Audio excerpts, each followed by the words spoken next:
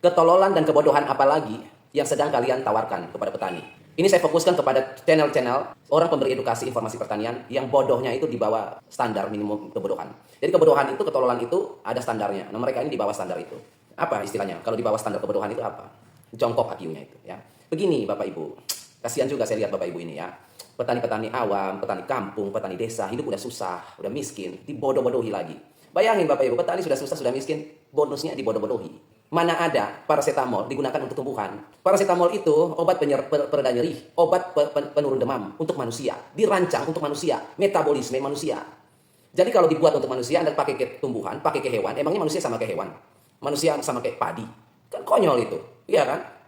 Itu obatnya pereda nyeri, obat penurun demam. Kerjanya di mana saya tanya? Itu kerjanya di mana? Dia kerjanya di pusat saraf. Jadi saraf manusia ini ada pusatnya. Pusat saraf atau sentral saraf itu yang kemudian setelah kita minum paracetamol, dia masuk ke pusat saraf kita itu untuk menurunkan demam kita panas atau nyeri sakit kita. Karena saraf bekerja di situ. Alhasil kita berkeringat setelah minum paracetamol. Metabolisme kita berubah, ada reaksi. Yang tadinya kita sakit gigi, kita sakit kepala mulai diredahkan, mulai hilang perlahan, mulai berkurang. Karena sistem saraf pusatnya sudah dikerjai oleh si paracetamol ini. Suhu tubuh kita jadinya turun, tidak tinggi lagi, tidak panas lagi. Itu kerja paracetamol. Dia dirancang untuk metabolisme sistem saraf manusia.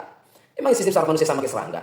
Jadi kalau kita kasih ya dia sarafnya rusak. Ya beda saraf kita dengan hewan. Seperti itu ya. Itu yang pertama. Yang kedua kebodohannya. Paracetamol ini sifatnya itu zat kimia aktif yang tidak bisa atau tidak mudah terurai di alam. Makanya kalau obat-obatan kimia seperti itu kita buang di tanah, tanah tercemar. Obat-obatan kimia dari rumah sakit, dari apotek, dari dokter itu kalau kita buang di tanah, di air itu mencemari dan itu dilarang. Melanggar undang-undang juga ada hukumnya. Karena itu pencemaran lingkungan.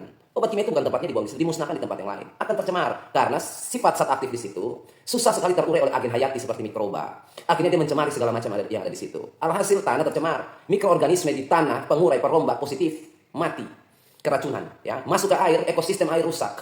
Masuk ke tumbuhan, tumbuhan rusak jaringannya. Saya baca literatur atau referensi. Sudah ada belum penelitian ini oleh ahli botani internasional, bukan di kampung ya, internasional.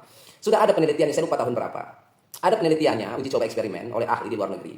Itu untuk meningkatkan daya tahan tubuh oleh paracetamol ini oleh tanaman. Sudah dilakukan. Eksperimennya, uji cobanya tidak bisa dikembangkan karena gagal di beberapa sampel di beberapa negara.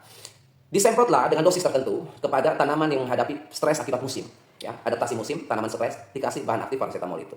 Lalu apa yang terjadi? Dari beberapa sampel, beberapa negara yang dicoba, semua kasus sama. Tanaman mati. Tanaman langsung mati ketika disemprot. Seperti itu. Karena kenapa demikian? Setelah diteliti ternyata metabolisme tanaman rentan sekali, rusak, hancur selnya oleh bahan aktif paracetamol. Akhirnya penelitian atau eksperimen itu dihentikan sampai saat ini. Kemudian ada orang tolol di Indonesia yang mulai angkat lagi eksperimen dengan otak pas-pasan, alat nggak ada. Cuma modal dengkul dan nipu. Seperti itu. Akhirnya petani ketipu semua.